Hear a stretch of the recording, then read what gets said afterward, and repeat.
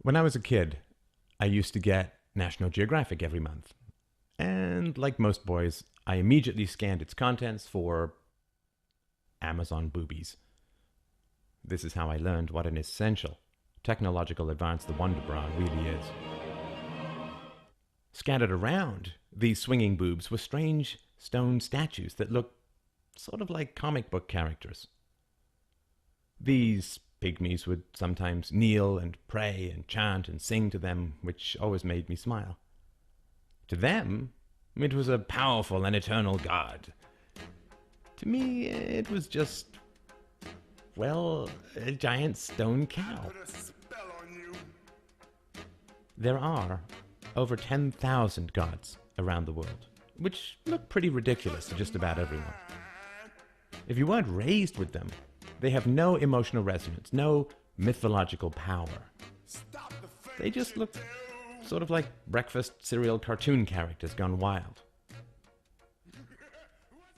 About 50 times a day, I am asked how we are going to stop using hierarchical violence to slowly destroy our world, our economy, and ourselves, and start building peaceful and voluntary solutions to complex social problems. The answer is very easy. Every moral evolution in history has been preceded by incomprehension and followed by incomprehension. Slavery, the subjugation of women and children, the denial of property rights, all seemed perfectly normal until they were vanquished. And afterwards, it is hard to believe that such evils ever existed at all. The same goes for a stateless society. It only looks impossible because a truly free and peaceful society has yet to be achieved. But once we get there, and we will, people will look back at governments as ridiculous, bloody, and evil hangovers from the primitive and drunken adolescence of our species. Your government cannot protect your property by stealing half of it first. It cannot protect your life by threatening you with endless violent edicts. It cannot protect your money by forcing you to use a currency that it counterfeits at will. It cannot protect your children by sealing them up in 18th century mental prisons for years while selling their futures off to the highest bidder. Foreign gods always look silly. And statism is just another religion. Statism has its churches, its symbols, its deities, its rewards and punishments. And it relies on the control and abuse of children. The parallels are obvious and endless. So how do we end statism? Well, exactly the same way that we end religion. By revealing it as just another giant stone cow.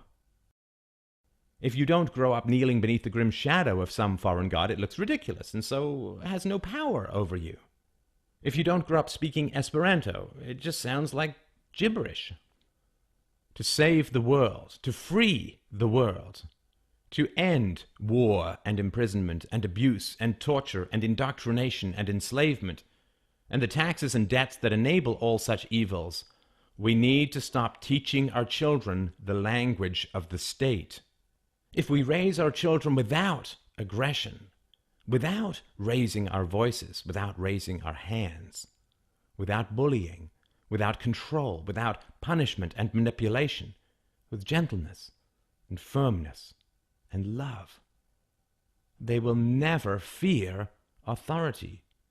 They will never submit to a brutal hierarchy. And they will never accept the moral authority of those who call themselves the state. Our children will clearly see the evil foolishness of institutional violence, because it will come as a shock and a surprise to them, instead of, as is so often the case now, an inevitable extension of how they are raised. Violence is a language we must unlearn. The only path to a peaceful future is to never teach our children that language to begin with. Then, and only then, all the ugly bullying and violence and control and herding and kidnapping and imprisoning and counterfeiting and indebting and enslaving and worship and fear and obedience will no longer be charged with the power of myth and the petty religion of nationalism. The state will just be revealed as a silly superstition, a comic book god, a primitive hangover, nothing to be worshipped or obeyed or revered or even feared. Just an old and dangerous toy we have outgrown. When that great dawn comes, when myth falls from delusion, the state will be revealed as just another giant stone cow, which we can all leave behind in the jungle of history it came from and where it damn well belongs.